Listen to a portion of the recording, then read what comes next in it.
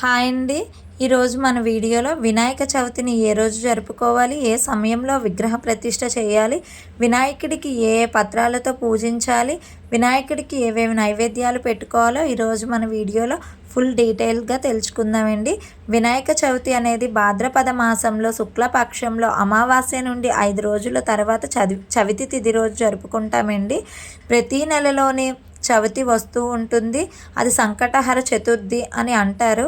కానీ సంవత్సరంలో ఒక్కసారి వస్తుంది. భాద్రపద మాస శుక్లపక్షంలోని వచ్చే చవితి. ఆ చవితినే శ్రీ విఘ్నేశ్వర స్వామి వారి పుట్టినరోజుగా వినాయక చవితిగా జరుపుకుంటామండి.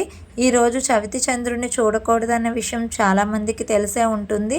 అదేవిధంగా ఈ సంవత్సరం చవితి 2 రోజులు రావడం వల్ల పూజ ఏ సమయంలో చేసుకోవాలి, చవితి చంద్రుడిని ఎప్పుడు చూడకూడదని చాలామందికి సందేహాలు ఉంటాయి.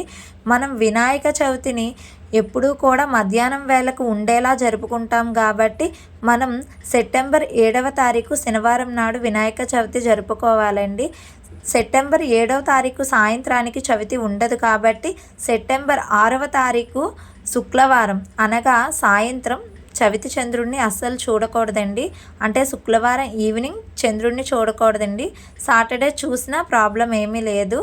ఎందుకంటే మనకి చవితి తిథి ఎప్పుడు స్టార్ట్ అవుతుంది, ఎప్పుడు ఎండ్ అవుతుందో ఇప్పుడు తెలుసుకుందాం. చవితి తిథి ప్రారంభం సెప్టెంబర్ 6వ తారీఖు పగలు 11:55 శుక్రవారం ప్రారంభం కాగా మరుసటి రోజు సెప్టెంబర్ 7వ తారీఖు మధ్యాహ్నం 1:52 ముగుస్తుంది. కాబట్టి మనం చవితి చంద్రుడిని శుక్రవారం సాయంత్రం చూడకూడదు.